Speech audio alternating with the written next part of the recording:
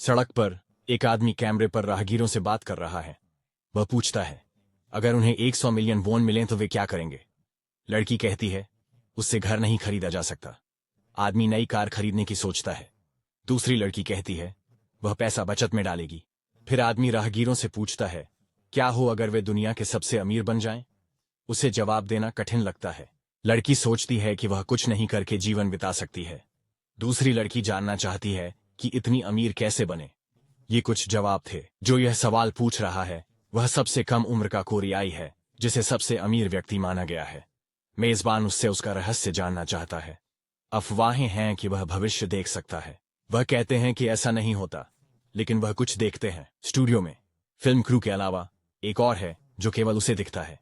यह भारतीय पोशाक में एक महिला है। उसके कर्मचारी पर एक ईगल बैठा है। वह उड़ जाता है। सबसे अमीर व्यक्ति ईगल को चमक में उड़ते हुए देखता है। वह बस एक साधारण निवेशक है जिसे किस्मत ने साथ दिया। यूजीन प्राइस एक बार सेवा से हाल ही में लौटे बेरोजगार व्यक्ति थे। किसी कारण से वह ईगल बार बार उसके सपनों में आता है। उसने उसके अच्छे सपने को बर्बाद कर दिया। यूजीन अपनी मां के साथ छोटे बेसमेंट में रहता था, लेकिन जीवन हमेशा कठोर नहीं था। उनके पिता का लाभदायक व्यवसाय था। उनकी मां अब किसी भी तरह से जीविका कमाती हैं, लेकिन वह हमेशा दयालु और शालीन थीं। ऐसे माता पिता के साथ वह ग्रीन हाउस में पले बढ़े। यूजीन अपने दोस्त टेरी से मिलता है। वह देखता है कि टेरी की जिंदगी में कोई बदलाव नहीं है। वह कहता है कि उसकी संग्रहणीय वस्तुएं दोगुनी हो गई हैं, लेकिन अंतर देखना मुश्किल है। टेरी कहता है, यूजीन अभी भी उतना ही खोया हुआ है। यूजीन कहता है कि टेरी गरीब होते हुए भी अच्छी शिक्षा प्राप्त है, जिससे वह ट्यूटर बनकर अपने माता पिता की मदद कर सकता है। यूजीन कुछ समय के लिए पढ़ाई रोक देंगे। उन्होंने टेरी को मां के साथ समय बिताने के लिए धन्यवाद दिया। टेरी कहते हैं कि वह भी मां जैसी हैं। वह पूछते हैं कि यूजीन की सेवा कैसी रही। यूजीन कहते हैं कि बात करने लायक कुछ खास नहीं है। टेरी पूछता है, क्या यूजीन और भी ईर्ष्या करना चाहता है? उसे बैंक कॉइन्स वाला वॉलेट मिल गया। उसने लूटनिया में अपने किरदार को बेचा और क्रिप्टो करेंसी प्राप्त की। यूजीन को याद आया, यह चरित्र 50 मिलियन वोन का हो गया था। टेरी ने कहा, उसे खो दिया था। उसे यह खिलौनों के डिब्बे की सफाई में मिला।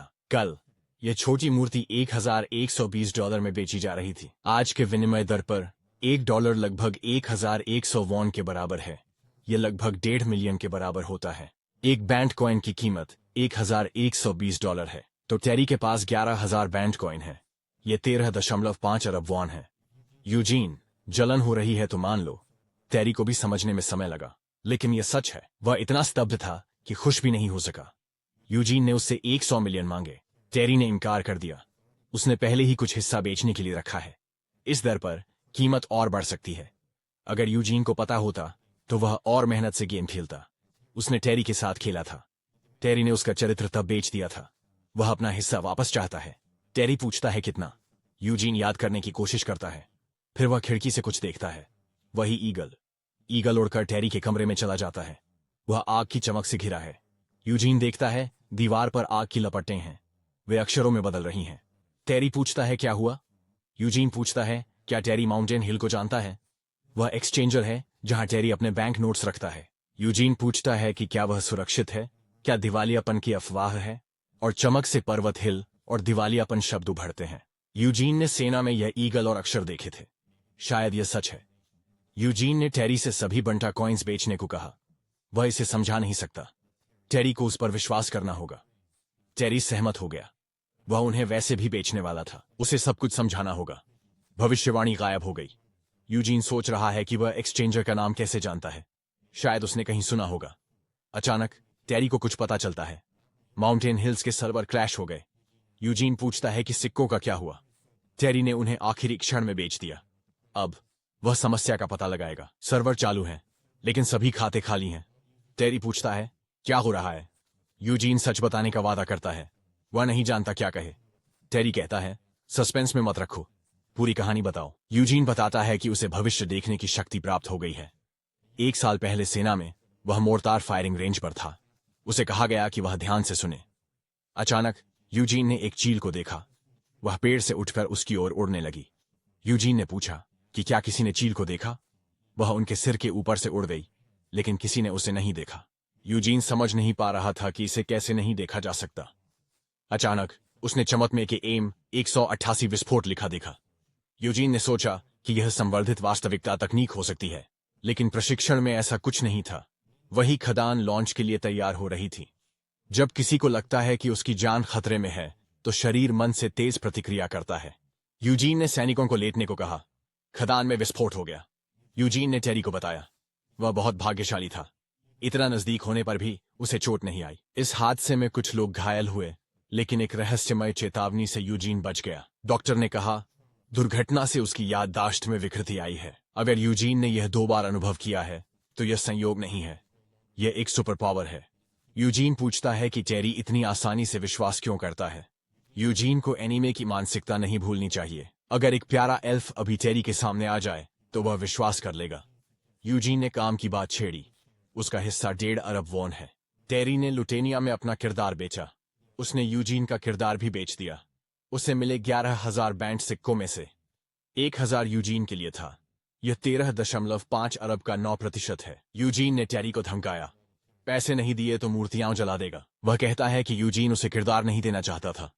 अगर टेरी अब हिस्सा दे भी तो कर की समस्या होगी। यूजीन को लगता है टेरी ऑफशोर जोन बना रहा है। वह पूछता है, उसे कैसे पता? यूजीन कहता है, वह अर्थशास्त्री बनना चाहता है। टेरी की बहन ने कहा, बैंड सिक्कों की बिक्री पर कर अरबों में हो सकता है, इसलिए उसने डेला आइलैंड, अमेरिका में एक ऑफशोर समूह बनाया। वहां ऑटीके कंपनी पंजीकृत की। किसी भी हालत में अब केवल एक अनंत आलसी की जिंदगी का आनंद लेना बाकी था, यूजीन ने सोचा। टेरी हमेशा ऐसा करता था। इन गेम आइटम्स का व्यापार करना मुश्किल है। इससे जीवन यापन इतना आसान नहीं है। टेरी कहता है कि 13 अरब में से यूजीन को 1.5 अरब मिलेगा। वह वादा करता है कि वह इसे अनुवाद करके देगा। तो अपनी सेवा समाप्त करने के दिन एक अजीब पूर्वाभास और एक थोड़े भोले लेकिन समर्पित दोस्त की बदौलत यूजीन को 1.5 अरब वॉन मिले। इससे पहले टेरी ने कहा वह पूरी राशि एक साथ नहीं दे सकता। यूजीन जानता था कि टेरी उसे जो पैसे दे रहा था वह एक उपहार था। जैसे ही यह ऑफशोर जोन से कोरिया आता, उस पर 20% कर लगता, और जितनी बड़ी राशि उतनी ही प्रगतिशील कर दर। शुरुआत में टेरी 500 मिलियन भेजने वाला था। फिर अपनी बहन के माध्यम से वह बाकी 740 मिलियन भेजेगा। यूजीन सोचता है कि पैसे का क्या करे। शायद मां को छुट्टी दिलवाए और कपड़े खरीदे। वह डिपार्टमेंट स्टोर में प्रवेश करता है। वहां उसने सुना कि एक महिला जोर जोर से शिकायत कर रही थी। खरीदार मांग करती है कि वह तुरंत माफी मांगे, नहीं तो वह स्टोर की वेबसाइट पर शिकायत करेगी। और कुछ लोगों को यह विश्वास करना कठिन है कि ऐसे लोग अब भी हैं। ग्राहक कहती है कि सफाई कर्मी 1000 बार फर्श धो ले, फिर भी इन जूतों के लिए बचत नहीं कर पाएगी। मैनेजर माफी मांगता है। वह सफाई वाली से कहता है, घुटनों के बल बैठो। यूजीन देखता है यह उसकी मां है। ग्राहक पूछता है, घुटनों के बल बैठोगी या पैसे दोगी? मैनेजर ने कहा कि अगर वह नौकरी नहीं खोना चाहती तो तुरंत माफी मांगे। यूजीन की मां कॉल सेंटर में काम करती है। वह घुटनों पर बैठने वाली थी। यूजीन ने उसका हाथ पकड़ लिया। वह ग्राहक से पूछता है, ऐसी कौन सी बात है जो किसी को घुटने टेकने पर मजबूर कर सकती है? ग्राहक नाराज होकर कहती है, तुम्हें बीच में बोलने का हक किसने दिया? क्या वह सच में उसका बेटा है? यूजीन हाँ में जवाब देता है। उसकी मां कहती है, यह युवक मुझे नहीं पहचानता। यूजीन पूछता है, क्या आप मुझसे शर्मिंदा हैं? सिर्फ इस वजह से किसी की मां को घुटनों पर झुकाया। ग्राहक कहती है, जूते 6 लाख वॉन के हैं। यूजीन उसे 6 लाख देता है। उसे या तो माफी मांगने दें, पैसे लेकर चले जाने दें, या फिर अपने जूते लेकर चले जाएं। वे इसे फिल्मा रहे हैं। बेहतर होगा कि पैसे ले लें। शायद उसे पैसे जमीन पर फेंक देने चाहिए। उसे उठाने दें, उसे घुटनों पर झुकने दें। ग्राहक माफी मांगता है। वह पैसे लेती है और गिनती है। यूजीन मैनेजर से कहता है कि इस महिला से जूते ले लें। वे उसके पैसों से खरीदे गए थे। अगर कल जूते नहीं मिले तो चोरी की रिपोर्ट करेगा। वह मां से साथ चलने को कहता है। ग्राहक पूछती है, क्यों इतना छोटा दिल दिखा रहा है? यूजीन कहता है, उसे उनकी जरूरत नहीं है। वह उन्हें कल फेंक देगा। वह कहता है, सलाह के लिए धन्यवाद। ग्राहक चिल्लाती है कि वह बूढ़ी नहीं है। मैनेजर उसे शांत होने को कहता है। बाहर मां यूजीन से कहती है कि अगर वह अभी बात करें तो सब ठीक हो सकता है। आज पहली बार ऐसा हुआ।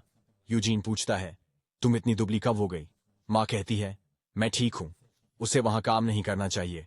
यूजीन कहता है, मैं सब संभाल लूंगा। मां कहती है, तुम कितने समझदार हो गए हो। वे रेस्तरां की ओर बढ़ते हैं। यूजीन की मां पूछती है कि बंद सिक्का क्या है और इतना महंगा क्यों है? यूजीन कहता है, इसे खेल की वस्तु माने। विश्वविद्यालय की फीस की चिंता नहीं है।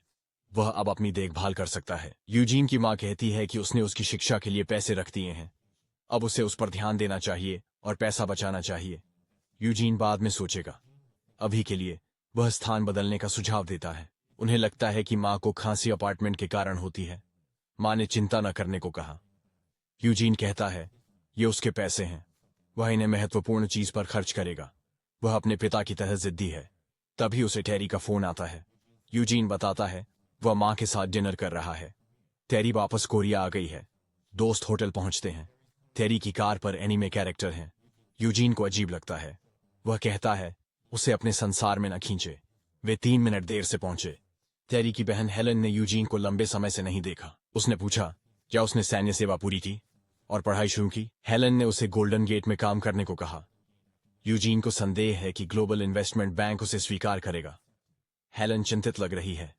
उसने सुना कि माउंटेन हिल दिवालिया हो गया है। सौभाग्य से टेरी ने पहले ही सब कुछ बेच दिया था। उसके बाद उसने ऑटी के कंपनी के खाते में निवेश किया। राशि लगभग $2,50,000 थी। हेलन ने टेरी को गंगनम में गोल्डन गेट शाखा के मैनेजर की जानकारी दी। अगर उसे बड़ी राशि भेजनी हो तो संपर्क करे। कह देना कि वह हेलन का भाई है। टेरी ने कहा कि वह धीरे धीरे बेचेगा। वह सोच रही है कि उसने सब कुछ एक साथ क्यों बेच दिया। टेरी ने कहा उसे ऐसा लगा। यूजीन ने पूछा क्या हेलन भाई की वजह से आई है। हेलन ने कहा वह कंपनी का ऑडिट करने आई है, तो वह यहां 10 दिन रहेगी। टेरी हैरान है। हेलन पूछती है कि क्या कुछ ऐसा है जो उसे पसंद नहीं। वह बहुत खुश है। वह पूछता है हेलन ने रात कहाँ बिताई। वह कहती है ऊपर यहां। पूरी टीम यहां ठहरती है। कंपनी खर्च उठाती है। ये 5 लाख फोन प्रति रात है। ग्लोबल इन्वेस्टमेंट बैंक अलग स्तर पर है। हेलन को फोन उठाना है। टेरी को लगता है हेलन नाराज है। यूजीन कहता है ये उसी के कारण है। टेरी सोचता है उसने क्या किया। हेलन धन्यवाद देती है। अभी बहुत उथल पुथल है आगामी ओपेक बैठक के कारण। टेरी सोचते हैं यह कोई अंतर्राष्ट्रीय संगठन है। शायद उसे कुछ पता नहीं है, लेकिन वह समझता है कि एक संगठन है। यह तेल उत्पादक देशों का समूह है या कहीं तेल निर्यातक देशों का। ओपेक बैठक के परिणाम परसों घोषित होंगे। यहां यूजीन फिर से बास को देखता है। ये उसके ऊपर उड़ता है। यूजीन फिर से कुछ लिखावट देखता है। इस बार लिखा है ओपेक उत्पादन कटौती। हेलन ने पूछा यूजीन तुम ठीक हो। यूजीन ने कहा बस सोच में था। हेलन ने कहा शायद टेरी की वजह से थके हो। यूजीन ने पूछा ओपेक बैठक में क्या होगा। हेलन कहती हैं वे कुवैत में हैं। बैठक तेल कटौती पर है। वित्तीय संपत्तियों में शेयर और बांड आते हैं, जबकि वास्तविक संपत्तियां तेल और सोना है। दुनिया के 3 प्रमुख तेल प्रकारों में से संयुक्त राज्य अमेरिका एक उत्पादक देश है, लेकिन इसका उत्पादन घरेलू मांग को पूरा करने में सक्षम नहीं है। और तेल उत्पादक देश खुद भी सबसे बड़े आयातकों में गिने जाते हैं। लेकिन शेल गैस और शेल तेल के विकास से संयुक्त राज्य अमेरिका ने अपनी स्थिति मजबूत की है। इसे शेल क्रांति भी कहा जा सकता है। लेकिन शेल तेल का सबसे बड़ा नुकसान इसका उच्च निष्कर्षण लागत है। उत्पादन लागत लगभग $45 प्रति बैरल है। यदि तेल की कीमत $50 से नीचे गिरती है तो आधी से अधिक कंपनियां दिवालिया हो जाएंगी। इसी कारण ओपेक देशों ने उत्पादन कटौती पर चर्चा के लिए कई बैठकें की हैं। तेल उत्पादक देशों के हित बहुत जटिल हैं। एक मत पर पहुंचना मुश्किल है। यह हमेशा विफल रहा है। हेलन को नहीं लगता कि वे सहमत होंगे। वे कीमत $60 पर रखने की कोशिश कर रहे हैं। अगर वे असफल होते हैं तो कीमत 50 से नीचे गिर जाएगी। यूजीन पूछता है अगर वे समझौते पर पहुंचते हैं, तेल की कीमतें बढ़ेंगी और बाजार खुश होगा, लेकिन संभावना बहुत कम है। यूजीन को लगता है कि शायद इस बार वे सहमत हो सकते हैं। हेलन ने पूछा वह ऐसा क्यों सोचता है। उसने बिना सोचे कहा बस अच्छा होगा अगर सब कुछ ठीक हो जाए। यह अच्छा होगा, लेकिन आशा और भविष्यवाणी अलग चीजें हैं। यूजीन होटल से टेरी की कार में निकलता है। वह अनुमान लगाता है कि अगर ओपेक उत्पादन में कटौती पर सहमत हो जाता है तो तेल की कीमतें बढ़ जाएंगी।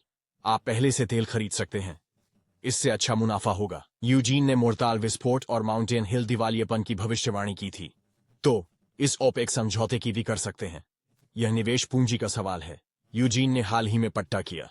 वह अपनी मां को 100 मिलियन वोन देना चाहता है, तो अब उसके खाते में 275 मिलियन है। टेरी के खाते में 70 मिलियन है।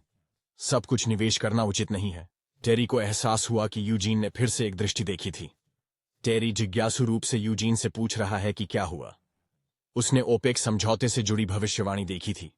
वह तेल खरीदने का सुझाव देता है क्योंकि कीमतें बढ़ेंगी। टेरी ने पूछा तेल कैसे खरीदोगे, क्या घर पर बैरल रखोगे यूजीन ने कहा, पहुंचने पर बताएगा। हेलन के अनुसार तेल की कीमत मुश्किल से $60 पर टिकी है। टेरी पूछता है क्या यह वाकई गंभीर है। उसने अपनी बहन की बात सुनी, लेकिन यह इतना महत्वपूर्ण नहीं लगा। कच्चे तेल का उपयोग कई चीजों में होता है। यह कई उद्योगों में उपयोग होता है। तेल की कीमतों में वृद्धि का अन्य चीजों पर प्रभाव पड़ता है। टेरी यूजीन को 500 मिलियन वॉन ट्रांसफर करेगा, बाकी $11,932,000। यूजीन का हिस्सा 6,73,000 है। टेरी को टेक्सास में WTI तेल मिलता है। वह पूछता है, कहां से खरीदें? यूजीन ने कहा, न्यूयॉर्क मर्केंटाइल एक्सचेंज पर। अभी के लिए लगभग $3 लाख निवेश करना समझदारी होगी। टेरी ने यूजीन से उसके लिए भी खरीदने को कहा। यूजीन ने पूछा, कितना चाहिए? टेरी ने कहा, 10 मिलियन। यह बहुत बड़ी रकम है। टेरी को बड़े पैसे संभालना नहीं आता। कोई गारंटी नहीं है, लेकिन यूजीन ने इसे देखा था। वह इसे पूरी तरह से नहीं मानता। टेरी कहता है, $3 मिलियन। बाजार भविष्यवाणी कर रहा है, समझौता विफल हो सकता है। इस उम्मीद ने कीमत को प्रभावित किया है, और तेल की कीमत जितनी गिर सकती थी, गिर गई है। भले ही वे सहमत न हों, गिरावट इतनी महत्वपूर्ण नहीं होगी। अगर यूजीन गलत है, तो वह बस थोड़े नुकसान पर बेच देगा। टेरी के साथ मिलाकर उनके पास लगभग $3.5 मिलियन हैं। यूजीन को इसमें खास दिलचस्पी नहीं थी। जानकारी भी सटीक नहीं है। कुछ उंगलियों की हरकतों से हम निवेश शुरू कर सकते हैं। यूजीन तेल खरीदता है। अब हमें ओपेक बैठक के अंत का इंतजार करना होगा। यूजीन और उनकी मां ने लगभग 120 मिलियन वॉन की डाउन पेमेंट के साथ 2 कमरों के अपार्टमेंट का अनुबंध सफलतापूर्वक किया। इमारत पुरानी थी, लेकिन वॉलपेपर और फर्श नए थे। अंदरूनी हिस्सा साफ था। यूजीन ने मां से पूछा कि क्या उन्हें घर पसंद है। उन्हें घर पसंद है। 2 कमरे और बहुत रोशनी है। यूजीन ने ज्यादा पैसा खर्च नहीं किया। वह खुश है कि उसकी मां को घर पसंद आया। पहले हर बार जब वे घर बदलते, तो घर छोटा होता गया और पिता की चीजें खो जाती। बक्से में रखी वस्तुएं उनके पिता की यादें हैं, जिन्हें उनकी मां फेंकने का साहस नहीं कर पाई। पहले उनका एक निजी घर का सपना था। उसके पिता ने एक जमीन खरीदी और उस पर एक बड़ा घर बनाया। यहीं यूजीन का जन्म हुआ और वह बड़ा हुआ। इस घर से परिवार की कई यादें जुड़ी हैं। यूजीन ने अपनी मां से पूछा, क्या वह पिता को अक्सर याद करती हैं? मां ने जवाब दिया, हाँ, वह बहुत मेहनती थे और जल्दी चले गए। अगर वह जीवित होते तो आज जैसे महत्वपूर्ण दिन देख पाते। मां रोने लगती हैं। वह सफाई करेंगी। यूजीन से कहती हैं कि वह सामान खोल ले। यूजीन सोचता है, पहले washing machine, fridge, dining table, बिस्तर खरीदना होगा। सब कुछ नया लेना होगा। वह मां से कुछ समय काम से छुट्टी लेने को कहता है। मां कहती हैं, वह स्वस्थ है, घर पर नहीं बैठ सकती, कम से कम 3 महीने की छुट्टी लें। मां मान जाती है। यूजीन ने खाते में 100 मिलियन वॉन डाल दिए। मां इसे अपनी मर्जी से इस्तेमाल कर सकती है। उसकी मां सोचती है कि यूजीन अचानक अमीर हो गया है और सबको पैसे दे रहा है। यूजीन कहता है, आखिर वह उसकी मां है। वह पैसे बचा रही थी, उसे इसकी जरूरत नहीं है। यूजीन इस पैसे को घर खरीदने और शादी के लिए बचा ले। यूजीन सुझाव देते हैं कि वह उन्हें बस अपने पास छोड़ दे। मां को 100 मिलियन वॉन देने और किराया काटने के बाद भी उसके खाते में 275 मिलियन वॉन बचे थे। लगभग 100 कर में जाएंगे। टेरी को अभी भी 740 मिलियन वॉन देना है। अब उसे 20 साल तक पैसे की चिंता नहीं होगी। पैसे कमाना हमेशा आसान नहीं होता। कुछ समय बाद यूजीन टेरी के साथ घर लौटता है। यूजीन की मां पूछती है, क्या उसने खाना खाया है? वह कहता है, अभी नहीं, घर बदलने के दिन जाजनगम्योन खाना चाहिए। टेरी सुझाव देता है, बाद में ऑर्डर करेंगे, वह ट्रीट करेगा। टेरी को यकीन नहीं हो रहा था। इतने अमीर आदमी का तोहफा टॉयलेट पेपर। उसने पूछा, क्या लाना चाहिए था? यूजीन फ्रिज, वॉशिंग मशीन या टीवी की बात करता है। टेरी कहता है कि यूजीन उस पर दबाव डाल रहा है। टेरी ने खबरों में पढ़ा कि माउंटेन हिल दिवालिया हो गया है। वे दुनिया का सबसे बड़ा क्रिप्टोक्यूरेंसी एक्सचेंज थे। हैक से अनुमानित नुकसान सैकड़ों अरबों, संभवतः 1 ट्रिलियन के करीब था। माउंटेन हिल को नुकसान की भरपाई करनी थी, लेकिन नुकसान बहुत बड़ा था और वे दिवालिया हो गए। यूजीन पूछता है, बंद कॉइन का क्या हुआ? टेरी कहता है, वे सब कंगाल हो गए। अगर बैंक में ऐसा कुछ हुआ होता तो सरकार ने हस्तक्षेप करके मुआवजे के उपाय किए होते। लेकिन बैंकॉइन के पास कोई शासी निकाय नहीं है, इसलिए कोई व्यवस्था नहीं थी जो इस नुकसान की भरपाई कर सके।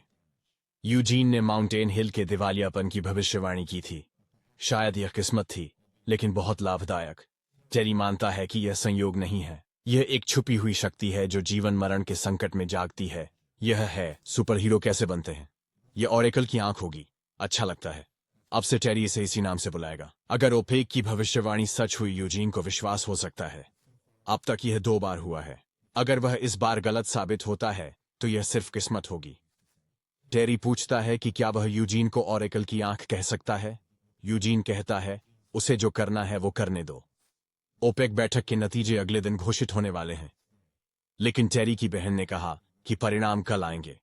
कुछ योजना के अनुसार नहीं हुआ। यूजीन को बुरा एहसास हो रहा है। कीमत 30% गिर गई है। 100 मिलियन वॉन का नुकसान हो चुका है और यह गिरती जा रही है। यूजीन सोचता है वह गलत था। टेरी को ऑरेकल की आंख पर विश्वास है। वह खेलने का सुझाव देता है। यूजीन पूछता है, कौन सा खेल?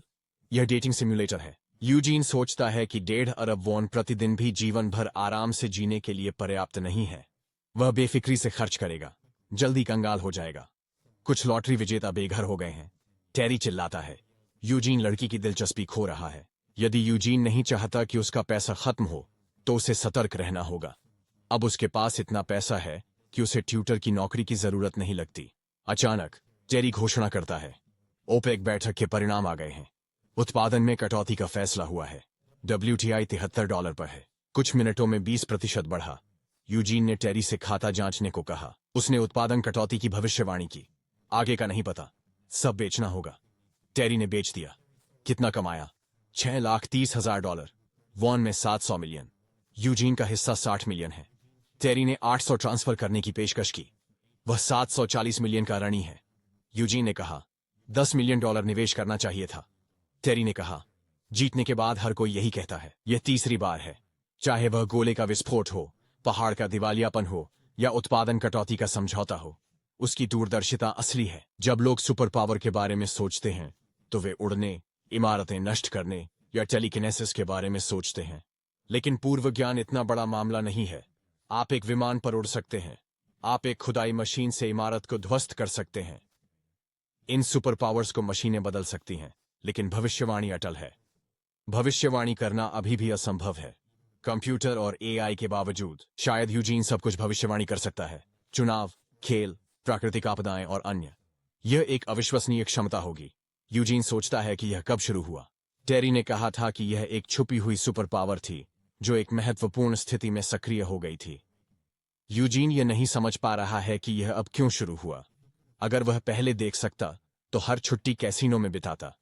कैसीनो नहीं तो भी पैसे कमाने के कई तरीके हैं। उस दिन के बाद लंबे समय तक कुछ नहीं हुआ। उसने सोचा कि यह सिर्फ एक संयोग था और भूल गया। यूजीन ने यह तब देखा जब उसने टेरी से बैंकॉइन और हेलन से ओपेक पर बात की। यूजीन ने पूछा, क्या यह वित्तीय पूर्वानुमान की क्षमता हो सकती है? मोर्टार विस्फोट का क्या? यह जीवन के लिए खतरा था, इसलिए अपवाद हो सकता है। टेरी पूछता है, विस्फोट के बाद क्या हुआ?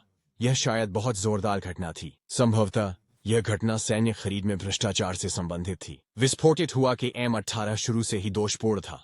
न केवल आपूर्तिकर्ता ह्वान प्रेसिजन केमिकल्स ढह गया, लेकिन रक्षा ठेकेदारों के शेयर भी गिरे, जो वित्त से भी संबंधित है। टेरी गलत नहीं है। अगर आप इस तरह से सोचें तो दुनिया की अधिकांश चीजें वित्त से जुड़ी हैं। टेरी कहता है कि उसके पास एक शानदार विचार है। आमतौर पर यह बकवास होता है, पर उसे बताने दो। हालांकि यूजीन को इसके बारे में बुरा एहसास है। टेरी के पास पूंजी है, यूजीन के पास सुपर पावर है। फिर वे निवेश करेंगे, मुनाफा बांटेंगे। यह अच्छा प्रस्ताव है, पर वे हार सकते हैं। यूजीन पूछता है, क्या वह आधे नुकसान का जिम्मेदार होगा? टेरी कहता है, वह चुका सकता है, अगर उसके पास पैसे हैं। अगर नहीं तो ठीक है, सभी नुकसान शादी की बचत से वसूल किए जाएंगे। क्या वाकई ऐसा अनुबंध बनाना मुमकिन है? यह किस्मत का खेल है। अगर यह संभव होता, यूजीन इसे करना पसंद करता। लेकिन इसमें एक बड़ी समस्या है। भले ही उसके पास सुपर पावर हो, यह गारंटी नहीं है कि वह सब कुछ सटीक देखता है। संभवतः वह सबसे अधिक संभावित विकल्प को ही देखता है। जानकारी का विश्वसनीय स्रोत और आधार होना चाहिए, अन्यथा इसका कोई मतलब नहीं। भले ही पहले सभी हंस सफेद थे, यह तथ्य नहीं है कि काले हंस नहीं हैं। यह प्रेरक सोच का एक जाल है। अगर यूजीन की भविष्यवाणी गलत निकली और अरबों का नुकसान हुआ तो संभालना मुश्किल होगा। टेरी कहता है कि अगर सुपर पावर की गारंटी हो तो यह एक शानदार मौका है। उसके पास भविष्यवाणी की शक्ति है। टेरी के पास 13 बिलियन वॉन है। अगर वे मिलें तो वे बहुत कमा सकते हैं। टेरी उसे निवेश की दुनिया में साथ आने का प्रस्ताव देता है। अगर यूजीन उसका हाथ नहीं पकड़ता तो वे फिर नहीं मिलेंगे। टेरी जोर देता है कि वह सहमत हो। तभी यूजीन का फोन बजता है। माइकल और केविन हॉर्नगडे में मिल रहे हैं। केविन यूजीन से मिलना चाहता है। यूजीन सोचता है कि उसे जाना चाहिए। वे काफी समय से नहीं मिले हैं। माइकल कहता है कि वे 1 घंटे में कूमा बियर में मिल रहे हैं। टेरी उसे जाने से रोकता है। उन्होंने अभी तक सब कुछ चर्चा नहीं की है। यूजीन रेस्तरां में आता है। वे पूछते हैं कि उसका काम कैसा चल रहा है। यूजीन ने कहा, अगर हो सके तो न जाना बेहतर है। उसे नए छात्रों से मिलवाया गया। यह जेन और चेरिल हैं।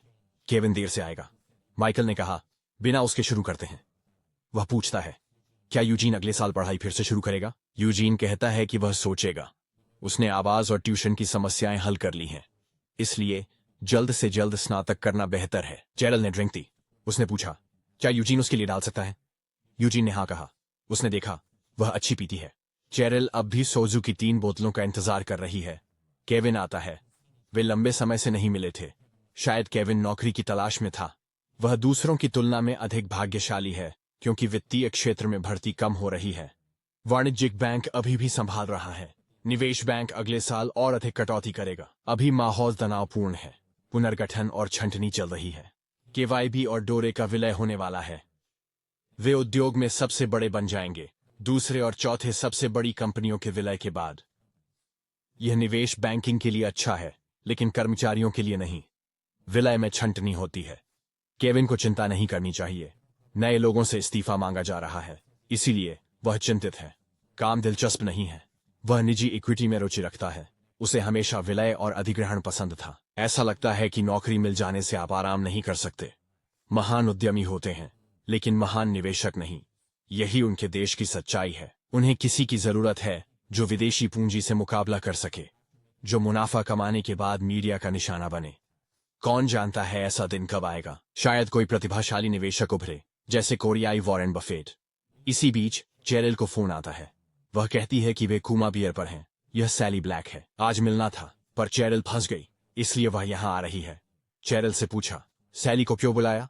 वह उलझन में है। यह यूजीन और सैली की पहली मुलाकात थी। वे एक कैफे जा रहे हैं। 2 साल बीत चुके हैं। यूजीन पूछता है, क्या वह जॉन के साथ है? सैली कहती है, हाँ। जॉन थोड़ी देर के लिए स्कूल फेस्टिवल में आया था। वह जीएच कंस्ट्रक्शन कंपनी के मालिक का तीसरा बेटा है। अच्छे स्वभाव वाले। यूजीन ने उसे संक्षेप में देखा। सेना में जाने के बाद माइकल ने बताया कि सैली जॉन को डेट कर रही थी। यूजीन ने देखा वह बदल गई है। पहले वह अधिक विनम्र थी। सैली ने यूजीन से माफी मांगी। कठिन समय में उसे छोड़ा था। वह उसे पसंद करती थी। यह अजीब लग सकता है, लेकिन सच है। जब उसने यूजीन को पहली बार देखा, वह अलग था। उसे उस पर भरोसा था, इसलिए उसे पसंद था। यूजीन पूछता है, हम क्यों अलग हुए? सैली कहती है, वह मौके का फायदा उठाना चाहती थी। वह सफाई में कुछ नहीं कह सकती। आखिर उसने ही रिश्ता तोड़ा। वह अपने सपने को पूरा करना चाहती थी। यूजीन पूछता है, किस तरह का सपना? सैली कहती है, वह शायद जाएगी। यूजीन फिर पूछता है, किस सपने की? यह सफलता का सपना है। 2 साल पहले यूजीन अंतिम संस्कार नहीं कर सका। उन्होंने घर खो दिया। उनके रिश्तेदारों ने उनसे मुंह मोड़ लिया, और फिर उन्हें सैली से उनके अलगाव का संदेश मिला। यूजीन को सब कुछ बिखरता हुआ महसूस हुआ। शोक मनाने का समय नहीं मिला। वह सेना में चला गया। उसकी मां को अकेले बहुत मेहनत करनी पड़ी। फिर टेरी की बदौलत यूजीन ने 1.5 अरब वोन कमाए। एक सफल निवेश से 60 मिलियन और मिल गए।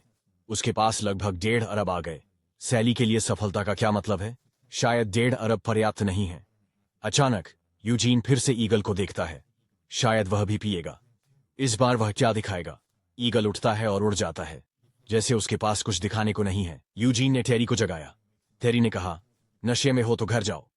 यूजीन ने कहा, हम इसे साथ करेंगे। टेरी को समझ नहीं आया। वे साथ में सफलता पाएंगे। सुबह यूजीन सोचता है कि वह टेरी के यहां क्यों सोया।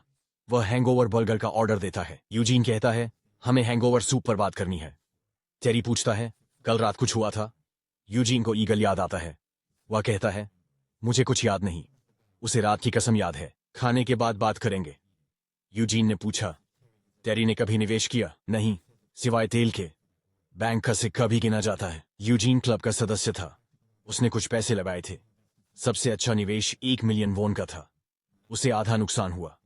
वह व्यवसाय की पढ़ाई कर रहा था। उसे कुछ सीखना था। यूजीन वहां सिर्फ 1 साल था।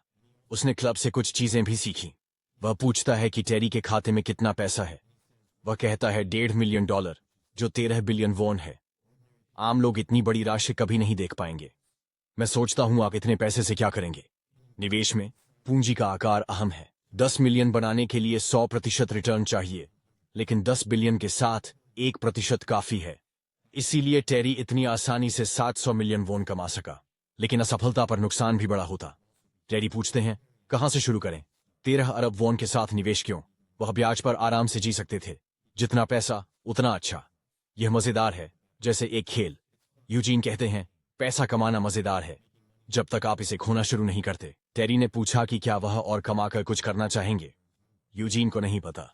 निवेश के लिए दूरदर्शिता चाहिए। तुम्हें इंतजार करना होगा कि ईगल या धुआं कब और कैसे दिखाई देंगे। यह स्पष्ट नहीं है, वह निश्चित नहीं है, लेकिन यह स्वाभाविक था जब वह कुछ जानकारी प्राप्त करता था। अगर यूजीन वित्तीय मामलों को देख सकता है तो उसे जानकारी चाहिए। पिछले कुछ दिनों से वह नवीनतम आर्थिक लेख पढ़ रहा था। वह शेयर बाजार में बड़ी कंपनियों के शेयर देख रहा था। निवेश में जानकारी भी पूंजी जितनी ही महत्वपूर्ण होती है। शेयर की कीमतें, तेल की कीमतें, सोने की कीमतें, मुद्रा दरें और बॉन्ड की यील्ड्स सभी सूचनाओं के आधार पर निरंतर बदलती रहती हैं। आज अनिवार्य प्रकटीकरण नीतियों के कारण संस्थानों और कंपनियों को सभी महत्वपूर्ण डेटा प्रकाशित करना पड़ता है। इससे यूजीन को कंपनियों की अच्छी और बुरी दोनों खबरें मिलती हैं। लेकिन ऐसी जानकारी जिसका सभी को पता हो ज्यादा मायने नहीं रखती। अच्छी खबर वाले शेयर पहले ही बढ़ चुके हैं, बुरी खबर वाले पहले ही गिर चुके हैं। उसे अंदरूनी जानकारी चाहिए, जैसे माउंटेन हिल या ओपेक। टेरी कहता है कि दूरदर्शिता के बावजूद चीजें तुरंत नहीं होंगी। यूजीन को वंचित महसूस होता है। टेरी ने अनुबंध बनाने का सुझाव दिया जिसमें मुनाफा बराबर बांटा जाए। हेलेन हमेशा कहती थी कि जितनी स्पष्ट होनी चाहिए, और ऐसा ही था। अगर यूजीन को लगता कि टेरी वादे नहीं निभा रहा तो वह उसे 500 मिलियन नहीं सौंपता। यूजीन को कॉफी चाहिए। टेरी कहता है, घर पर कॉफी नहीं है। फिर यूजीन को अनजान नंबर से कॉल आता है। यह चेरल है। वह पूछती है, क्या यूजीन कॉफी पीना चाहेंगे? यूजीन कैफे पहुंचते हैं। चेरल पहले से इंतजार कर रही होती है। वह धन्यवाद करती है। यूजीन कहते हैं वह पास में दोस्त से मिलने आए थे। चेरल पूछती हैं, वह ऐसे क्यों देख रहे हैं? यूजीन को लगा वह गर्ल ग्रुप की सदस्य जैसी दिखती है। यूजीन पूछते हैं, वह गैंगनम में क्या कर रही हैं? चेरल कहती है कि वह चुंगडैम में रहती है। यूजीन का दोस्त पास में रहता है। यूजीन सोचता है वह बस कॉफी पीने ही वाला था। फ्रेशमैन चुंगडैम में रहता है। यह सबसे नामी इलाकों में से एक है। शायद वह अमीर परिवार से है। यूजीन पूछता है, क्यों मिलना चाहती थी? चेरल कहती है, माफी मांगनी थी। वह ऐसी बैठकों में कम ही जाती थी। उसे नहीं पता था कि यूजीन और सैली के बीच कुछ था। चेरल चिंतित थी जब वह यूं चला गया। अगर वह अगले सत्र में लौटता तो वे साथ पढ़ते। वह पूछती है कि क्या यूजीन एक एहसान कर सकता है? यूजीन सोचता है कि माफी बहाना था। यूजीन सोचता है कि क्या मना कर दे, लेकिन वह बहुत खूबसूरत है। चेरल फोन चुनने में मदद मांगती है। वह अकेली गई तो धोखा खा सकती है। यूजीन ने अभी चलने को कहा। उसे भी ज्यादा जानकारी नहीं है। चेरल कहती है उसकी उपस्थिति काफी है। टेरी को सब पता है। वह अपने गैजेट्स पर कभी कंजूसी नहीं करता। उसे नवीनतम मॉडलों और कीमतों का पता है। वे एक इलेक्ट्रॉनिक्स स्टोर में दाखिल होते हैं। चेरल SEO संग L6 में रुचि रखती है। स्टोर क्लर्क कहता है कि यह बेस्ट सेलर है। चेरल पूछती है कि क्या आज इस पर वही कैशबैक है जो वेबसाइट पर बताया गया है? विक्रेता सकारात्मक उत्तर देता है, आजकल फोन खरीदना बेहद जटिल हो गया है। अगर तुम्हें कुछ भी नहीं पता तो ठगा जाओगे। लेकिन चेरल ने सब समझ लिया है। यूजीन ने L6 मॉडल देखने का सोचा। आर्मी से पहले उसने L3 इस्तेमाल किया था। अचानक फोन की स्क्रीन में एक चमक दिखाई देती है। बाज फिर से प्रकट हुआ। यूजीन ने L6 लिमिटेड एडिशन लिखा देखा। उसे इसका मतलब समझ नहीं आया। चेरल ने उसे कहीं देखते हुए देखा। यूजीन ने कहा, उसने एक मच्छर देखा। चेरल ने सोचा, इस मौसम में मच्छर कैसे हो सकता है? चेरल ने नीला फोन खरीदा। गुलाबी नहीं था। वह रंग भी अच्छा है। यूजीन कहते हैं, यह मॉडल जल्द ही बंद हो सकता है। चेरल ने पूछा, क्यों? यूजीन सोच में था। उसने कहा, यह मजाक था, और अलविदा कह दिया। चेरल उसे आभार स्वरूप भोजन कराने जा रही थी। यूजीन टेरी को SEO संग L6 फोन के बारे में बताता है। टेरी के पास भी ऐसा ही फोन है। यूजीन पूछता है कि यह गुलाबी क्यों है? टेरी को लगता है वह रंग पसंद है, लेकिन यह शक है। यूजीन ने L6 को छुआ। भविष्यवाणी देखी कि इसे बंद कर दिया जाएगा। उसे खुद नहीं पता क्यों। SEO संग इलेक्ट्रॉनिक्स बजट से लेकर प्रीमियम तक के स्मार्टफोन बनाता है। L सीरीज उनके प्रमुख स्मार्टफोन है। लेकिन अब प्रीमियम बाजार पर एप्पल के एन फोन का राज है। यह अतिशयोक्ति नहीं है। एल सीरीज बाजार को विभाजित कर रही है। उच्च श्रेणी के फोन की बिक्री और मुनाफे के मामले में एन फोन बहुत आगे है। यह L6 उनके साथ प्रतिस्पर्धा के लिए बनाया गया था। कुछ लोग कहते हैं कि यह एन फोन से बेहतर है। इन रेटिंग्स के कारण L6 की बिक्री बहुत तेज है। पिछले मॉडल L5 की वैश्विक बिक्री 50 मिलियन इकाइयों की थी। यह एक चौंकाने वाला आंकड़ा है। अब L6 के 70 मिलियन यूनिट्स बेचने का अनुमान है। यह शायद अभी भी दुनिया में बिक रहा है। इसे बंद क्यों करें? शायद यह पेटेंट विवाद के कारण है। कहते हैं एक स्मार्टफोन में 2 लाख पेटेंट होते हैं। एसईओ संघ दुनिया के सबसे बड़े इलेक्ट्रॉनिक्स निर्माताओं में से एक है। इसी कारण से वे विभिन्न देशों में कई पेटेंट विवादों में शामिल हैं। स्मार्टफोन बाजार की शुरुआत में एसईओ संघ के बीच पेटेंट विवाद सैमसंग और एनपेल का मामला सदियों का कोर्ट केस बन गया। अगर वे पेटेंट केस हारते भी हैं तो मुआवजा और पेटेंट की कीमत चुकाते हैं। इससे बिक्री नहीं रुकती। पेटेंट के मामले में सैमसंग आगे है। एनपेल ने स्मार्टफोन युग की शुरुआत की थी या अन्य कंपनियां जो बाद में आईं। एसईओ संघ 2G युग से स्मार्टफोन का निर्माण कर रहा है और परिणाम स्वरूप उन्होंने संचार और तकनीक पर बड़ी संख्या में पेटेंट जमा किए हैं। जब वे एम्पली के साथ डिजाइन पेटेंट के विवाद में फंस गए तो उन्होंने संचार पेटेंट को अपना हथियार बनाया और इसमें कुछ हद तक सफल भी हुए। मुख्य प्रश्न यह है कि उत्पादन बंद करने का कारण क्या है और यह कब होगा। टेरी के अनुसार सैमसंग के उत्पादों में कोई समस्या नहीं है जो इसका कारण बन सके। अगर समस्या हो तो वे इसे ठीक कर सकते हैं या पैसे लौटा सकते हैं। इसे बंद करने का कोई मतलब नहीं है। एक स्मार्टफोन में कई विशेषताएं होती हैं और सॉफ्टवेयर और हार्डवेयर में समस्याएं होती हैं। अगर हर समस्या से बिक्री बंद हो जाती तो सभी निर्माता दिवालिया हो जाते। कंपनी के नजरिए से वे ऐसा कुछ नहीं करेंगे जो लाभदायक न हो। यह स्पष्ट नहीं है कि एक अच्छा बिकने वाला उत्पाद अचानक क्यों बंद हो जाएगा। आधी रात में टेरी की चीख सुनाई दी। उसके सिर के पास कुछ पड़ा था और अचानक फट गया। टेरी फोन चार्ज कर रहा था। खेलते समय फोन फट गया। वह सो रहा था। यह स्पष्ट नहीं है कि एक हफ्ते बाद फोन क्यों फटा। टेरी को लगता है कि यह बम है। यूजीन शेरिल को यह फोन न खरीदने की चेतावनी देता। टेरी ने इंटरनेट पर पाया कि पहले भी एक विस्फोट हुआ था। यह घटना रिलीज के 3 दिन बाद हुई। समुदाय ने एक फोटो भी अपलोड की थी। यह चार्जिंग के दौरान फटा।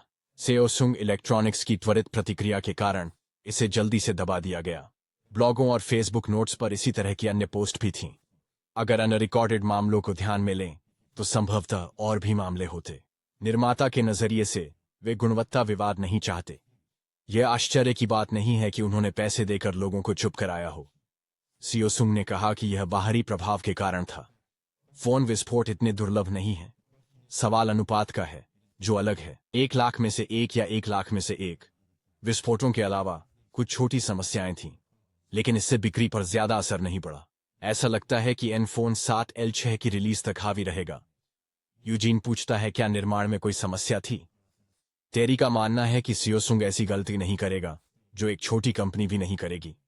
फिर भी यह एक संभावना है। उनके पास अविश्वसनीय जानकारी है। सैमसंग इलेक्ट्रॉनिक्स तब तक कार्रवाई नहीं करेगा जब तक वे पुष्टि नहीं कर लेते। बैंथकॉइन बेचना निवेश नहीं था। वे सिर्फ जोखिम उठा रहे थे। माउंटेन हिल दिवालिया नहीं होता तो भी नुकसान नहीं होता। लेकिन यह मामला अलग है। छोटा निवेश होता तो उन्होंने इतना नहीं सोचा होता। यह मानकर कि बंद होना अनिवार्य है, उन्हें निवेश के समय और परिणामों का निर्धारण करना होगा। हमें कुछ और दिनों तक स्थिति पर नजर रखनी होगी। अगले दिन एसईओ संघ के प्रतिनिधि का कहना है कि वे जांच के बाद कारण की घोषणा करेंगे। मुआवजा प्राप्त करने की एक बेहद महत्वपूर्ण शर्त यह है कि जांच के नतीजे आने तक वे विस्फोट की जानकारी को इंटरनेट पर साझा नहीं कर सकते। ऐसे कई मामले थे। कर्मचारी ने L6 की स्थिति देखकर हैरानी नहीं जताई। इंटरनेट पर प्रकाशित मामलों से अधिक विस्फोट हुए थे। अगर यह सिर्फ डिवाइस की खराबी होती तो इसे बंद नहीं किया जाता। लेकिन विस्फोट एक अलग मामला है। फोन सुरक्षा के मामले में संवेदनशील होते हैं।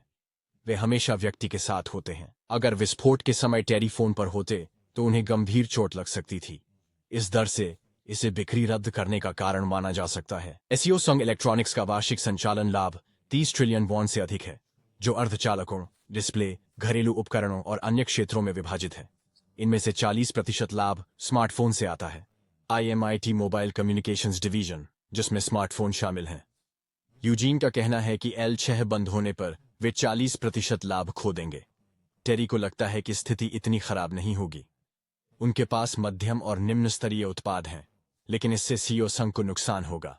यदि प्रत्येक फोन की कीमत 1 मिलियन वॉन है तो मुआवजा राशि 6 ट्रिलियन होगी। नुकसान कई गुना बढ़ जाएगा। लाभ और ब्रांड मूल्य में गिरावट को ध्यान में रखें। सवाल है, निवेश कैसे करें? अच्छी खबर की उम्मीद होती तो शेयर खरीदते, लेकिन जब बुरी खबर की उम्मीद हो, विकल्प कम होते हैं। ऐसे में शॉर्ट सेल्स का उपयोग होता है, यानी उन परिसंपत्तियों की बिक्री जो निवेशक के पोर्टफोलियो में नहीं है। ओटी की एक विदेशी कंपनी है। कोई दिक्कत नहीं होनी चाहिए। शॉर्ट सेलिंग जटिल नहीं है। सामान्य शेयर व्यापार में पहले खरीदते हैं और फिर बेचते हैं। शॉर्ट सेलिंग में शेयर उधार लेना शामिल है। बेचते हैं, सस्ते में वापस खरीदते हैं और लौटाते हैं। यह सब पैसे कमाने के लिए होता है। यह लाभ मार्जिन का मामला है। मान लो आपने 100 मिलियन वॉन के शेयर बेचे और 10 मिलियन में खरीदे। लाभ मार्जिन 99% तक सीमित है, लेकिन कोई शेयर इतना नहीं गिरेगा। भले ही L6 को बंद कर दिया जाए, गिरावट अधिकतम 20 या 30% होगी। 13 मिलियन वॉन निवेश करके 3 या 4 बिलियन कमाना समझ में नहीं आता। यूजीन पूछता है कि क्या इससे अधिक कमाने का कोई तरीका है? टेरी वायदा और विकल्प सुझाता है। यूजीन को डेरिवेटिव्स समझ नहीं आते। निवेश क्लब का बजट छोटा है, वे इनके बारे में सोच भी नहीं सकते। अब उनके पास 12.5 मिलियन डॉलर हैं। यह मामला गंभीर है। उन्हें डेरिवेटिव्स समझने वाला चाहिए, लेकिन हेलन नहीं।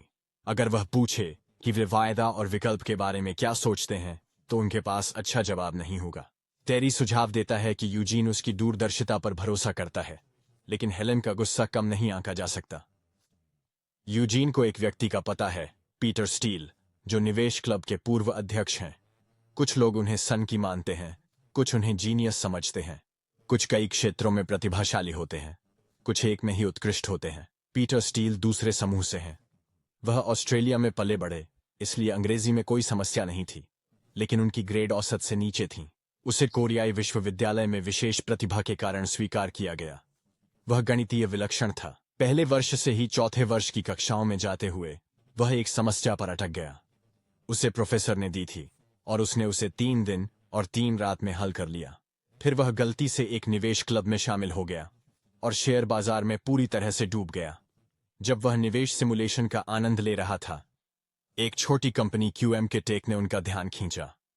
गणित में पीटर अतुलनीय थे। उन्होंने उनके शेयर में 10 गुना वृद्धि की भविष्यवाणी की। ऐसा मौका नहीं चूक सकते थे, इसलिए उन्होंने किराए के पैसे से 5 मिलियन वॉन ले लिए। 2 हफ्ते बाद दोस्त के घर से क्लब रूम में शिफ्ट होने के QM के शेयर बार बार ऊपरी सीमा तक पहुंचने लगे, क्योंकि वे उस समय लोकप्रिय IoT विषय से जुड़े हुए थे। डेटा नेटवर्क की अवधारणा, जिसमें अंतर्निहित साधन और तकनीकें होती हैं जो एक दूसरे या बाहरी वातावरण से संपर्क करती हैं। करीब 2 महीनों में जो शेयर मूल्य वर्षों से स्थिर था, वह 10 गुना बढ़ गया और केवल 1 महीने में 5 मिलियन वॉन 50 मिलियन में बदल गए। पहले निवेश की सफलता के बाद पीटर ने सब छोड़ दिया। वह कंपनियों का विश्लेषण करने में जुट गए। कभी कभी उन्हें नुकसान भी हुआ। जब यूजीन क्लब में शामिल हुआ, तब तक पीटर का निवेश कोष 300 मिलियन वॉन तक पहुंच चुका था, जो सामान्य छात्रों के लिए एक बहुत बड़ी राशि थी। लेकिन पीटर को यह पर्याप्त नहीं लगा। उसे अपनी प्रारंभिक पूंजी का अफसोस था। अगर उनका प्रारंभिक निवेश 100 मिलियन वॉन होता, तो वे 6 बिलियन का लाभ कमा सकते थे। पीटर ने विकल्प बाजार का अध्ययन शुरू किया। आत्मविश्वास पाने पर CL केमिकल्स ने उसका ध्यान खींचा। उसने पाया कि कंपनी का मूल्यांकन बहुत कम था। उसने इसके मूल्य में वृद्धि की भविष्यवाणी की, अपने सभी शेयर बेचे और CL केमिकल्स पर कॉल विकल्प खरीदे। लेकिन कुछ ही दिनों बाद एक कर्मचारी एक हास्यास्पद फिशिंग घोटाले का शिकार हो गया और भुगतान गलत खाते में स्थानांतरित कर दिया। नतीजतन CL केमिकल्स का तिमाही परिचालन लाभ का 20% या 27 मिलियन डॉलर खो गया। इस अप्रत्याशित बुरी खबर ने शेयर की कीमत गिरा दी। पीटर के कॉल विकल्पों का मूल्य तुरंत गिर गया। अपनी स्थिति को समाप्त करने के बजाय पीटर ने अधिक कॉल विकल्प खरीदने के लिए साहूकार से उधार लेकर जोखिम उठाने का निर्णय लिया। विकल्प की अवधि समाप्त होने के दिन शेयर की कीमत वापस नहीं आई। उसके 300 मिलियन से अधिक वॉन डूब गए। जब पीटर कर्ज नहीं चुका सका, तो अवैध वसूली शुरू हुई और वह छिप गया। बाद में CL केमिकल्स का शेयर बढ़ गया, लेकिन वह अलग कहानी है। अगर पीटर ने शेयर खरीदे होते तो 300 मिलियन वॉन 700 मिलियन बन जाते, लेकिन विकल्पों के कारण वह कुछ नहीं कमा सका। फिर यूजीन पीटर से मिला। यूजीन ने पूछा, बिल से कोई आपत्ति है? यूजीन ने पीटर को टेरी से मिलवाया। पीटर को याद आया उसने हाई स्कूल में बंद कॉइन खरीदा था। यूजीन ने पूछा, ब्रेक के बाद से क्या कर रहे हो? कुछ समय तक उसने जो भी काम मिला किया, निर्माण कार्य किया, ड्राइवर बना। अब वह छात्रों को गणित पढ़ाता है, परीक्षाओं के लिए तैयार करता है, खून पसीने से पैसा कमाता है। 100 वॉन का सिक्का भी कितना कीमती है। पीटर पर अभी 2 मिलियन का कर्ज बाकी है, थोड़ा और काम करके वह सब चुका देगा। पीटर रातों रात लाखों से कर्ज में चला गया। उसकी जगह पर कई लोग हार मान लेते और निराशा में डूब जाते। यूजीन ने पीटर से मिलते ही महसूस किया वह खास है। यूजीन विकल्प और भविष्य के बारे में जानना चाहता था। पीटर पूछता है कि क्या खाता खोल लिया है। वह कहता है कि वे सब कुछ ओटी के द्वारा करेंगे। फ्यूचर्स और ऑप्शंस दोनों डेरिवेटिव्स हैं। यूजीन को इनका मोटे तौर पर अंतर पता है। फ्यूचर्स अनुबंध होते हैं, इनमें दोनों पक्ष भविष्य में वस्तु का व्यापार करते हैं। यह मूल्य को स्थिर रखने के लिए है ताकि मूल्य में गिरावट न हो। यह एक कीमत पर व्यापार का वादा है। लाभ या हानि अनुबंध के दिन के मूल्य पर निर्भर करती है। दोनों पक्षों को लाभ या हानि की परवाह किए बिना लेन देन पूरा करना होता है। विकल्पों के साथ आप व्यापार का अधिकार बेचते हैं। विकल्पों की एक समाप्ति तिथि भी होती है। हर विकल्प में विक्रेता और खरीदार होते हैं। उपयोग का अधिकार खरीदार के पास होता है। टेरी मानता है कि इससे विक्रेता को नुकसान होता है। पहली नजर में ऐसा लग सकता है, लेकिन बाजार में विक्रेताओं के जीतने का प्रतिशत अधिक होता है। जोखिम असीमित है, इसलिए वे सावधानी से काम करते हैं। तो खरीदार के नजरिए से आप जीतते हैं, चाहे शेयर ऊपर जाए या नीचे। मान लें कि एक पुट विकल्प है, सफलता की संभावना कम है। शेयर की कीमत 200 मिलियन वॉन है। पुट विकल्प 100 मिलियन में बेचा गया। लाभ के लिए स्टॉक को आधा गिरना होगा। समाप्ति के दिन शेयर की कीमत 10 मिलियन है। एक हफ्ते में 9 लाख का लाभ। अगर खरीदार ने विकल्प का उपयोग किया होता तो भुगतान 9 ट्रिलियन होता। ऐसा वास्तविकता में लगभग कभी नहीं होता। आप कुछ अच्छा उम्मीद करते हैं, लेकिन नतीजा बुरा होता है। जब ऐसा होता है, पुट विकल्पों की कीमत सैकड़ों गुना बढ़ जाती है। विकल्प विक्रेता को वह राशि चुकानी पड़ती है। ऐसा लगता है कि यूजीन का सारा सिद्धांत अब एक साथ आ रहा है। पीटर विकल्पों से खेलने की सलाह नहीं देंगे। वह पूछते हैं कि यूजीन क्या करने की कोशिश कर रहे हैं। एसईओ संघ इलेक्ट्रॉनिक्स के पास पुट विकल्प है। L6 की बिक्री अच्छी है। यूजीन का कहना है कि इसे बंद करना पड़ेगा अगर विस्फोट जारी रहते हैं। आपको सतर्क रहना होगा। विकल्पों से खेल सकते हैं और सब कुछ खो सकते हैं। पीटर के साथ हुआ। टेरी ने सुना, आप एक बार में सब कुछ खो सकते हैं। यूजीन इसे करने के लिए तैयार है। उनके पास जानकारी के आधार पर वे निवेश रणनीतियों पर विचार करते हैं। मान लेते हैं कि L6 को बंद कर दिया जाता है तो 2 विकल्प हैं, या तो कम जोखिम और कम रिटर्न, या उच्च जोखिम और उच्च रिटर्न। यूजीन ने सुझाया 70% पुट ऑप्शंस में डालें, बाकी शॉर्ट सेल्स में डालें। वापसी दर कम हो सकती है, खराब स्थिति से बचा जा सके। सीओ संघ के शेयर की मौजूदा कीमत L6 के भविष्य के मुनाफे को दर्शाती है। यह कहना सुरक्षित है कि L6 के रिलीज के बाद कीमत 10% तक गिरेगी। अमेरिका में एक और विस्फोट हुआ और यह चार्जिंग के दौरान भी नहीं हुआ। सेओसंग इलेक्ट्रॉनिक्स ने इस मामले पर अपनी स्थिति की रिपोर्ट दी। अंतर्राष्ट्रीय मीडिया ने इसमें रुचि दिखानी शुरू कर दी क्योंकि विस्फोट अमेरिका में हुआ था। दैनिक विकल्प व्यापार मात्रा कोरिया में 500 अरब वॉन है और वायदा 1 ट्रिलियन। यूजीन HTS से विकल्पों का व्यापार करता है। यह प्रोग्राम निजी निवेशकों को बाहर व्यापार करने देता है। कभी कभी शेयर बाजार और कसिनो में फर्क करना कठिन होता है। 13 अरब वॉन में से 800 मिलियन यूजीन के हिस्से में आता है। टेरी ने कहा था कि वह खुद निवेश कवर करेगा। उन्होंने 7 निवेश का निर्णय लिया। यूजीन भी 800 मिलियन का निवेश करेगा। अगर शेयर की कीमत नहीं गिरती है तो ये सभी विकल्प बेकार हो जाएंगे। जैसे ही अनुबंध निष्पादित होता है, नकद शेष से धनराशि विकल्प शेष में प्रवाहित होती है और अब खाते में केवल 800 मिलियन बचे हैं। सबसे खराब स्थिति में भी ये थोड़ी देर के लिए पर्याप्त है। अब बस इंतजार करना है। आशा के विपरीत सेओसंग के शेयर की कीमत 2 दिनों में 8% बढ़ गई। शॉर्ट सेल्स तभी लाभ देती हैं जब शेयर गिरते हैं, इसलिए इसमें 8% का नुकसान दिखा। समस्या पुट विकल्पों में थी। शेयर की कीमत बढ़ने से पुट विकल्पों के निष्पादित होने की संभावना बहुत कम है।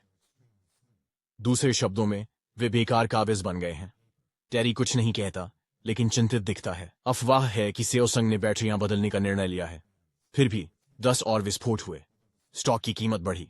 बाहर से लगता है कि वे स्थिति को नजरअंदाज कर रहे हैं। यह स्थिति को बिगाड़ देगा। उन्हें योजना के अनुसार कल उत्पादन समाप्ति की घोषणा करनी चाहिए। सेओसंग इलेक्ट्रॉनिक्स दुनिया के प्रमुख इलेक्ट्रॉनिक्स निर्माताओं में से एक है, इसलिए प्रेस कॉन्फ्रेंस हॉल में स्थानीय मीडिया के साथ साथ विदेशी पत्रकार भी मौजूद थे।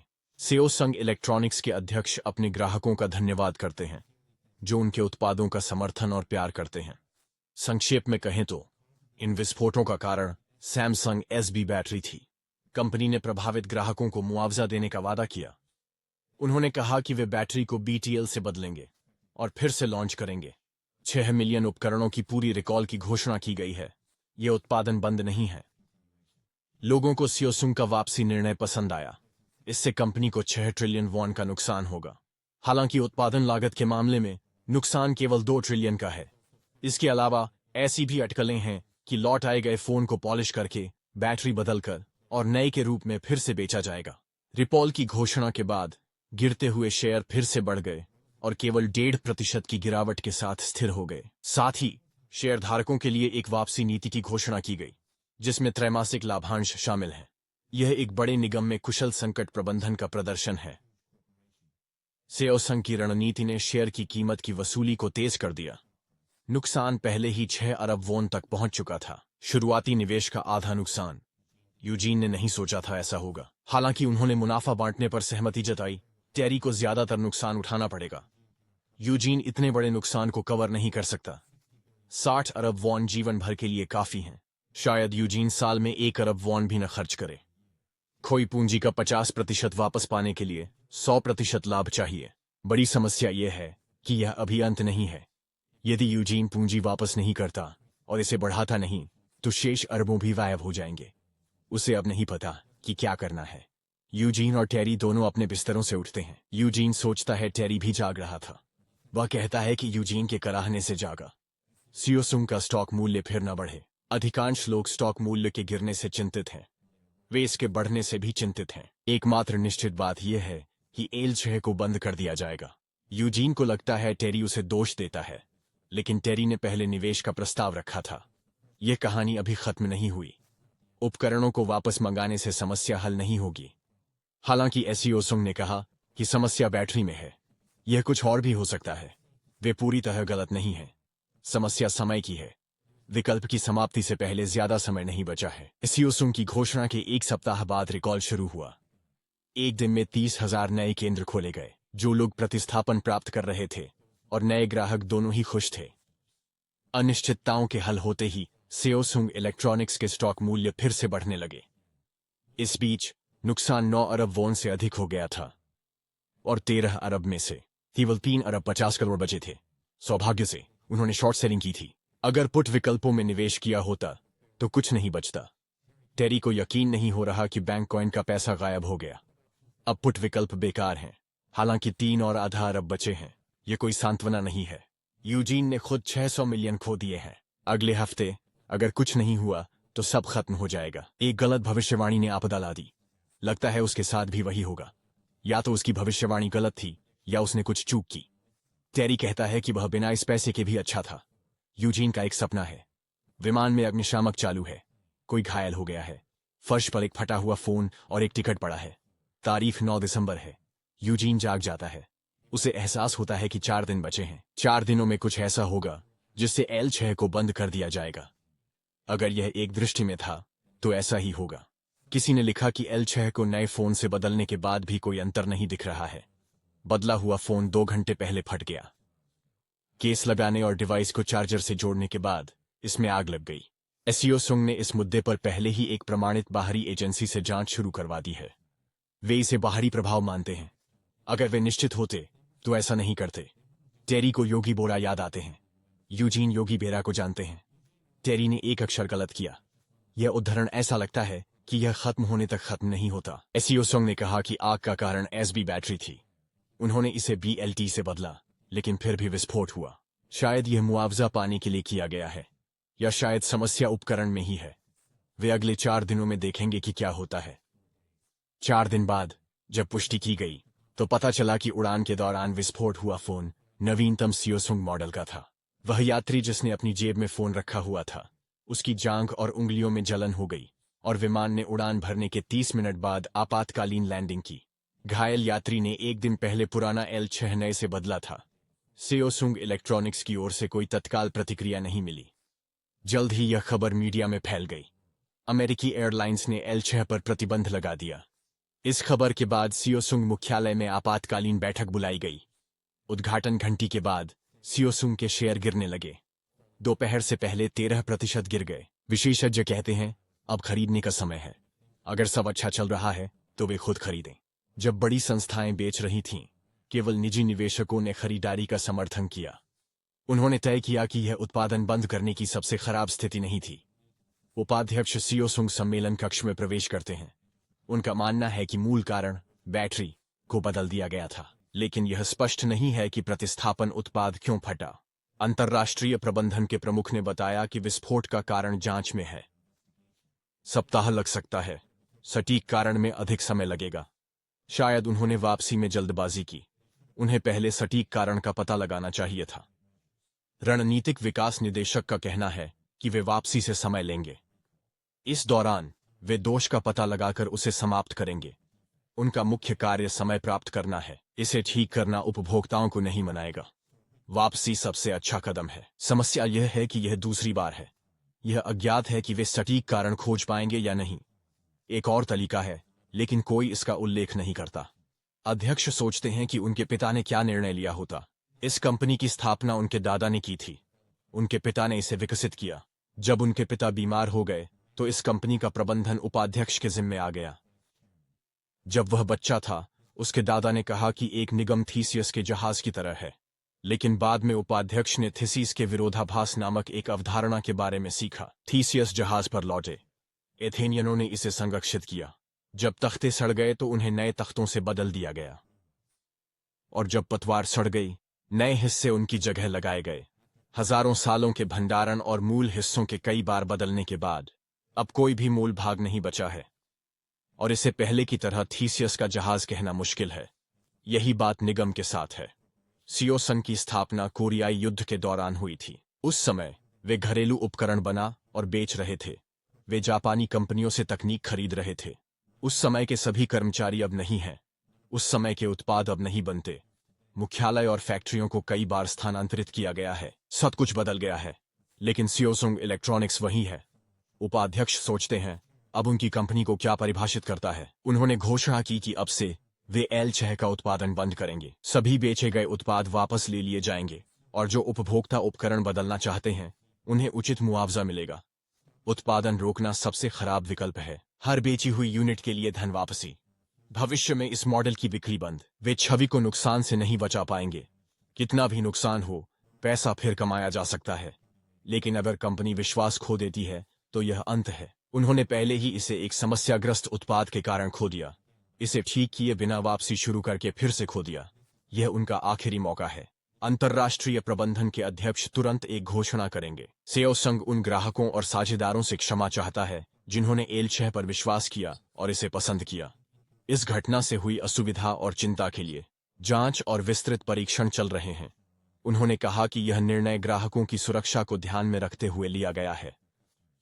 अब से सेओसंग ने L6 की बिक्री और विनिमय को रोक दिया है। इसका उत्पादन बंद हो गया है। प्रेस कॉन्फ्रेंस के बाद निजी निवेशकों ने शेयर बेचना शुरू कर दिया। विशेषज्ञों का अनुमान है कि L6 के बंद होने से 50 ट्रिलियन वॉन का नुकसान होगा। यह 2008 के वित्तीय संकट के बाद का सबसे निचला स्तर है। कोरिया स्टॉक एक्सचेंज और निवेश कंपनियों में उथल-पुथल मच गई। यह ब्लैक मंगलवार था। यह कोरियाई शेयर बाजार के इतिहास में दर्ज होगा। KYB सिक्योरिटीज के CEO को पता चला है कि सेओसंग इलेक्ट्रॉनिक्स के पुट ऑप्शंस पर हुए नुकसान 1000 गुना से अधिक हैं। घटना से पहले भी सेओसंग के पुट ऑप्शंस गोल्डन गेट के माध्यम से खरीदे गए थे। इससे काफी नुकसान हुआ। यह पता चला कि पुट विकल्प गलती से गोल्डन गेट के माध्यम से खरीदे गए। निवेश बच्चों का खेल नहीं है। कोई भी बिना वजह अरबों का निवेश नहीं करेगा। निदेशक जानना चाहते हैं क्या आंतरिक व्यापार की जानकारी है। शेयरों को गिरते देखकर यूजीन और टेरी हैरान रह गए। क्योंकि यह बंद बाजार नहीं है, हर कोई लाभ या नुकसान उठा सकता है। शॉर्ट सेलिंग और विकल्प व्यापार की संरचना के साथ एक